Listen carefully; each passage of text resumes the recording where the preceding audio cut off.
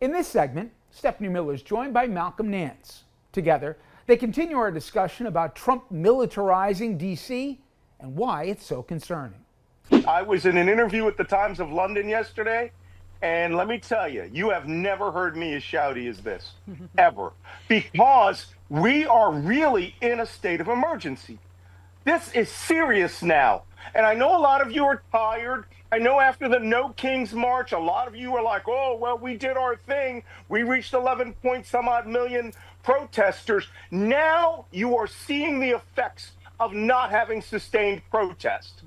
This happened in 2017. One big march, everybody dissipates. We may have as many as 13 cities occupied this year by the U.S. Armed Forces, the National Guard, and law enforcement, which are going around in roving groups of 8 people and just doing stop and frisk on the street of anyone who's black and brown. Yeah. And if you don't think this is serious, if you're not as outraged as I am right now, then you are sleepwalking us into a dictatorship. Yeah, you said, America, you're in real danger now. Paraphrasing Whoopi Goldberg. Now is the time for righteous anger, and I'm getting frustrated. American citizens are starting to see the situation with the National Guard as something that's nothing more than the next step in a Trump reality show. You couldn't be more wrong. And you said, I'm headed to D.C. to start veteran patrols that will spread all across the U.S. that will act as a buffer between the National Guard, Army, and federal law enforcement and protesters. It's our job to remind people our oath to the Constitution of the United States and not to a petty dictator. That's a great thing to do, Malcolm. Talk a little more about, because your piece suggests other things. You said get your ass out of a chair, start supporting protests, making a protest of your own, do the overpass, the signs on the overpass. You said if you're a veteran, start organizing squads of to create VIPs, veteran intervention platoons or patrols. Talk more about what people can do, because those are great ideas. Well, you know what? Now's the time you can do something. Because we've been saying this over the last year. Malcolm, what can we do? The election happened. Malcolm, what do we do? Now's the time for you to do something. I've been begging you all to get out on the streets. Begging you to get out on the streets. If you go to my political action committee, FAFOPAC.org, one of the things you can do is start your own overpass campaign. Find an overpass, put up messages up there, and let's do 1,000 of them and take back the meta-narrative from Trump, because when you drive past an overpass, you've got to read it, and you're stuck in your head for 5 minutes. Every act of resistance counts. Just 2 constituents we played at these town halls, heroes of democracy. Representative Veronica Escobar of Texas saying the same thing you were just saying, Malcolm. Take a listen. The other thing, frankly, John, is civic resistance. We need more people marching in the streets. And we saw during the civil rights era, people marching in the streets, fighting for the right to vote, raising awareness. And essentially, we need to see the same thing in America. Here in my community, we have been rallying folks. We have been having marches and events that have drawn in people who normally are not part of activism, who maybe sat out the last election. But it's a number of different fronts. Yeah. So, Malcolm, here's the thing. You said until a few days ago, the National Guard was not armed in Washington, D.C. Trump and Hegseth ordered them to start carrying M4 rifles and pistols. Those of us old enough to remember Kent State understand why this is a really bad idea, right? Look, I'm afraid to say it. We may have an incident where Kent State is small cheese. I mean, this is really, you cannot put semi-automatic rifles in the hands of these kids and tell them that they are going there to combat crime. Like what? Batman? I mean, this is absolutely ludicrous. This is not their job. That's not, they're not trained for it. They're not trained for law enforcement. That's, yeah. They're not. And what they're doing is that this is slow boil, occupying the cities with troops.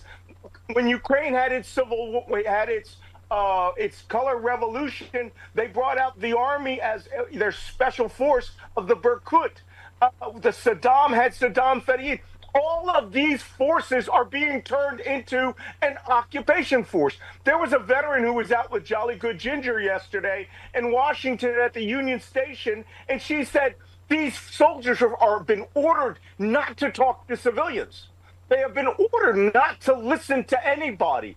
They look at us like we're the Iraqis in the street. And she had no doubt that if given an order, they would shoot people. Yeah. We have got to intervene here. So if you're a veteran in your city, find 3 other veterans and create your own little veteran intervention platoon. Go to rememberyouroath.org. That's Jolly Good Ginger's website. Yeah. Register and be prepared to start carrying out patrols between protesters and your National And Guard Malcolm, occupation force. Yeah. Christ almighty, I can't even believe we're talking about Well, this. and Malcolm, we talked last hour about they got them picking up trash in D.C. because they got nothing else to do. The soldiers here spoke out not anonymously in L.A., going, "What the F are we doing here? We're standing here watching, staring at a building. So they just, and they made Trump made their deployments long enough. They won't get paid for leaving their homes and families because he F's over everybody. Anyway, But the problem, Steffi, is those soldiers are being talked to months after the occupation, right? You weren't hearing these voices during the time that they were in Los Angeles. You have that idiot Stephen Miller has been made the czar of occupying American cities. That lying baby Goebbels was out there saying that you couldn't step on the streets of LA. It was a hellscape. He's saying that right now about Washington, D.C. I was in D.C. 2 weeks ago, the day before they moved troops into the city, and it was like going to Disneyland. Mm-hmm. Trump But just you know called where Chicago the killing fields, like Khmer Rouge. 92nd ranked city in crime in the United was States. just going to say, Malcolm, this is not about crime. Liars. Memphis, Tennessee is #1 in violent crime. Little Rock, Arkansas, #4. Chicago's 92. Mm-hmm.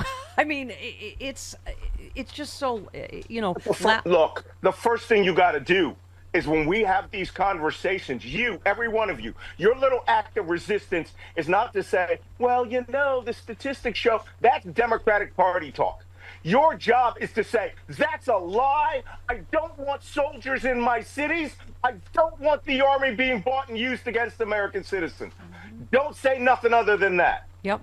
You finish your piece by saying the United States is on the verge of being occupied. It's time for righteous outrage. Don't whisper about this. Shout. And I just realized I had an Animal House flashback, and I realized that should be our official Malcolm Nance song. Is shout? Remember? I remember that.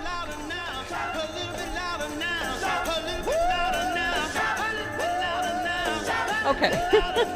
It's the official Shouty McShouterson song. Shout. The woo part is perfect for me. Yeah, I've turned into the African American Lewis Black now. But you know what? We are at that point of resistance. Yep. Get out and organize, people. The holidays are over. Winter is coming. It's really going to come now.